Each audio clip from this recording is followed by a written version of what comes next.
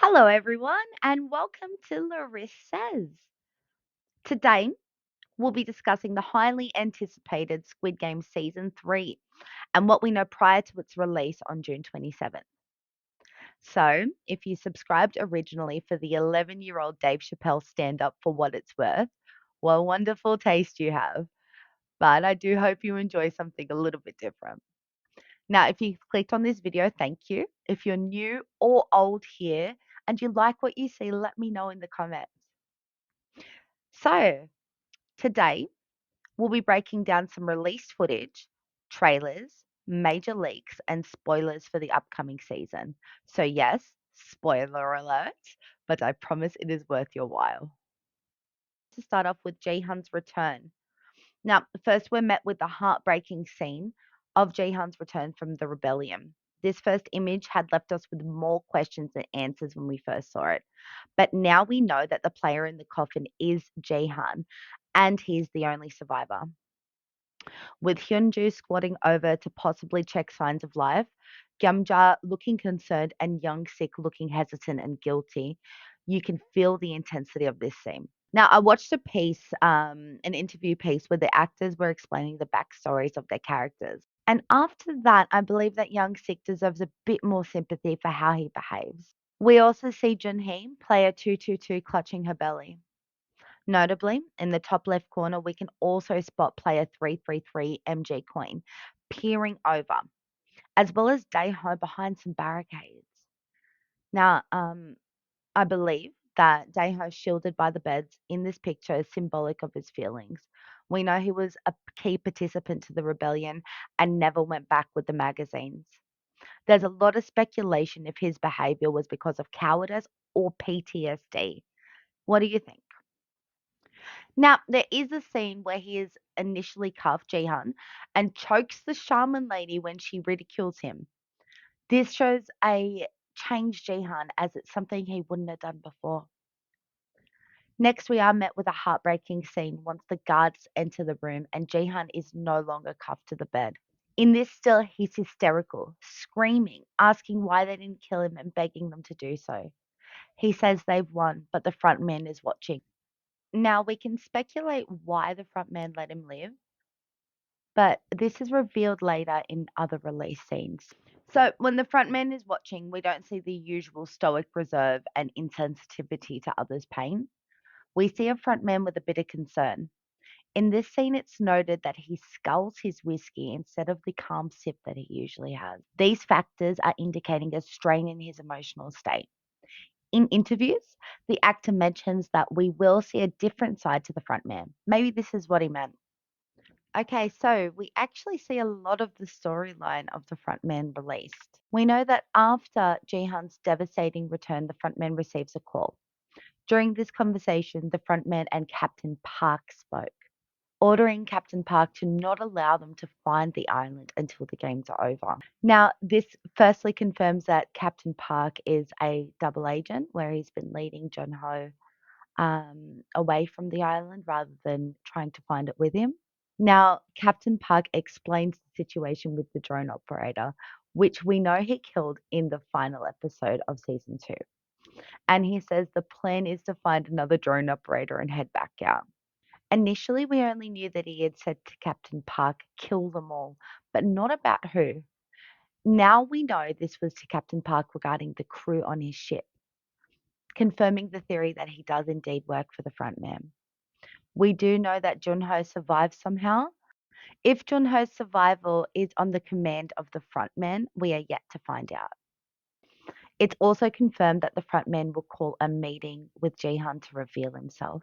Jihan is seen walking down the hallway in his final jacket, confirming he does survive until the final game. Upon meeting Jihan, the frontman keeps his mask on, but eventually removes his mask to reveal his once friend Young Il. This will be a crucial breaking point of the series and ensures the meaning and themes will come full circle. The frontman has consistently poked fun and tried to poke holes in Jihan's faith in people and his want to be the hero, asking him questions throughout the series like, did you have fun playing the hero? And joking with him saying that he is the unsung hero. This revelation will break Jihan even further. So I've also heard in another leak that the frontman will make Jihan choose the next game. Knowingly, this will tear Jihan apart, possibly giving us a real life version of the trolley concept. Now, we also have a still shot of the frontman in the final game's tuxedo with the number 132 on the front. Now, we can assume contextually and also apparently from his hair that this is a still and a flashback of when he wins the games.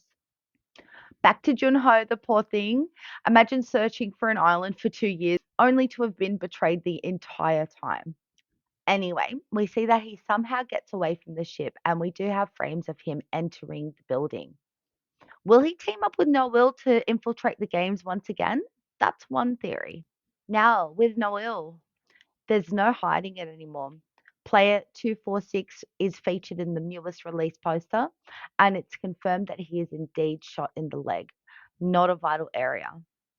It looks like he and Noel will team up, and from previously leaked photos from the actress's Instagram, who is such a cutie, absolutely love her. When you watch interviews, if you do watch any interviews with these guys, she's my favorite. I love her. Now we saw that somebody in the background of her Instagram photo was wearing a guard outfit, and it does resemble player 246. So it is likely that Noel has saved 246 and he will disguise himself as a guard.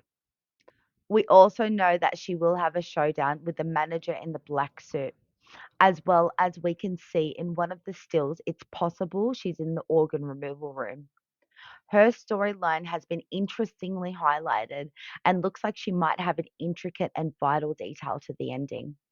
Now, we move to an incredible amount of information leaked about the first game, officially called Keys and Knives.